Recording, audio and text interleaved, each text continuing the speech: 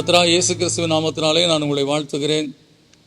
இந்த ஆசீர்வாதத்தின் விடியல் என்று சொல்லக்கூடிய இந்த நிகழ்ச்சியிலே இந்த காலை வேளையில் உங்களை சந்திப்பதிலே மிகுந்த மகிழ்ச்சி அடைகிறேன்.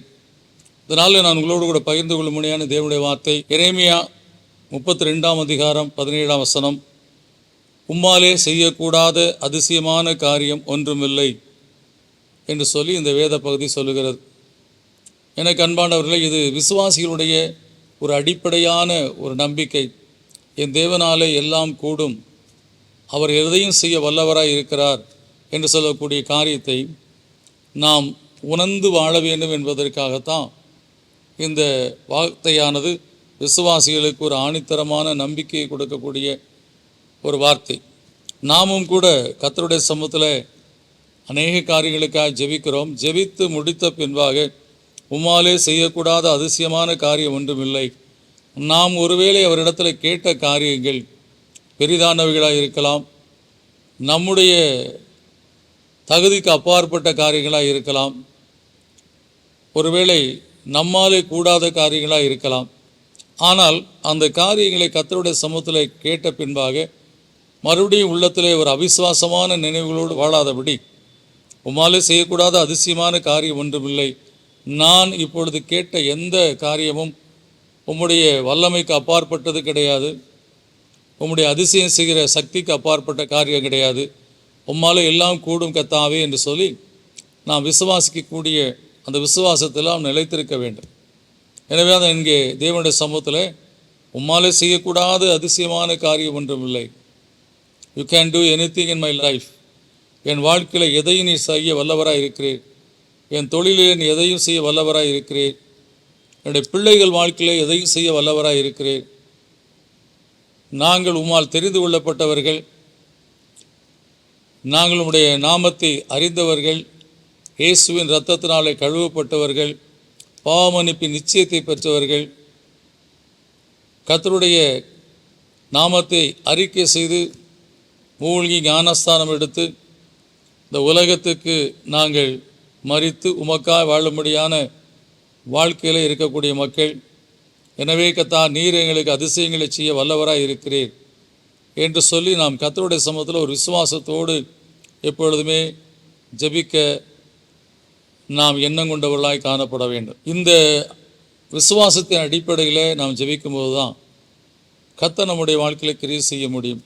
தகுதி இல்லை என்று சொல்லக்கூடிய காரியங்கள் நம்முடைய வாழ்க்கையில் காணப்படக்கூடாது.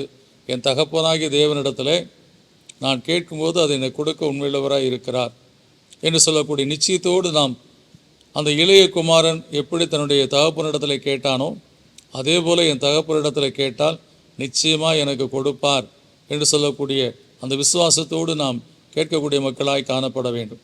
எனவே இந்த கால வேளையில் தேவ சமூகத்தில் அநேக காரியங்களை குறித்து நீங்கள் இது என் வாழ்க்கையில் வேண்டும், இது என்னுடைய தேவையாக இருக்கிறது, இது என்னுடைய அவசியமாக இருக்கிறது, இந்த ஆசீர்வாதத்தை நாங்கள் பெற்றுக்கொள்ள வேண்டும், என் குடும்பத்துக்கு இது தேவையான ஒரு காரியம் என்று சொல்லக்கூடிய காரியத்தில் நீங்கள் எதிர்பார்ப்போடு கூட ஜெபித்து கொண்டிருக்கலாம். அது ஜெபித்து முடித்திருக்கலாம், இந்த நிகழ்ச்சியை பார்த்து கொண்டிருக்கலாம். உம்மாலே செய்யக்கூடாத அதிசயமான காரியம் ஒன்றும் இல்லை. நீர் கர்த்தாவே என் வாழ்க்கையில் எதையும் செய்ய வல்லவராக இருக்கிறேன். நாங்கள் ஜெபித்து முடித்திருக்கிற இந்த காரியம் எல்லாவற்றையும் விசுவாசத்தோடு உம்முடைய பாதபடியில் சமர்ப்பித்திருக்கிறோம்.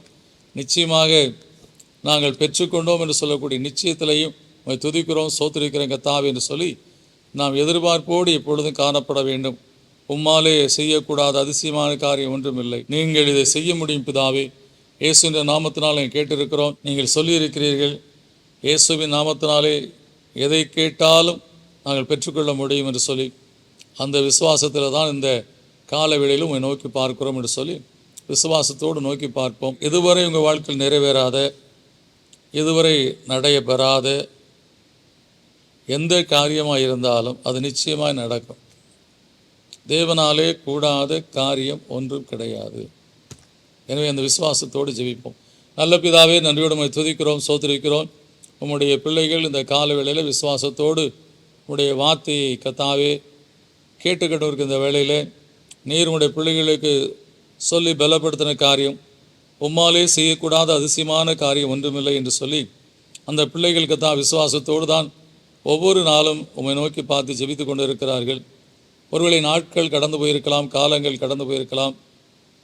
ஆனால் உம்மாலே முடியும் என்று சொல்லக்கூடிய அந்த எண்ணங்கள் இன்னும் அவருடைய விசுவாச வாழ்க்கை விட்டு கடந்து போகவில்லை.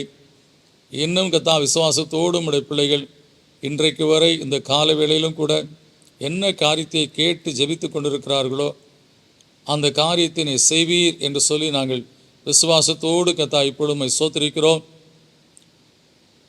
நீர் இந்த அருமையான வேளையிலும் உன்னுடைய பிள்ளைகள் கேட்ட ஒவ்வொரு காரியத்திற்கும் பதில் செய்து, கர்த்தரிடத்தில் கேட்டேன், கர்த்தர் எனக்கு கொடுத்தார் என்று சொல்லி அன்னால் பெற்றுக்கொண்டது போல இந்த அருமையான பிள்ளைகளும் ஆசீர்வாதங்களை பெற்றுக்கொண்டு துதிக்கும்படியாய் நீர் அவர்கள் வாழ்க்கையில் செய்தீர்.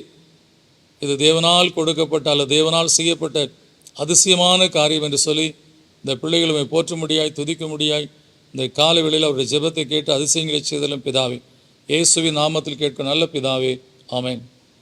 நீங்கள் விசுவாசத்தோடு இடைவிடாமல் இவ்வளவு நாட்கள் கர்த்தரை நம்பி அவருடைய சமூகத்தை நோக்கி பார்த்து ஜெபிக்கிற ஜெபங்கள் ஒரு நாளும் உங்கள் வாழ்க்கையில் ஏமாற்றத்தை கொண்டு வராது. நிச்சயமாய் கர்த்தர் உங்கள் வாழ்க்கையில் நீங்கள் வேண்டிக் கொண்டதை உங்களுக்கு அருளுகிற தேவன், யாபேசுக்கு அருளின தேவன் உங்களுக்கு அருளி ஆசீர்வதிப்பார். God bless you.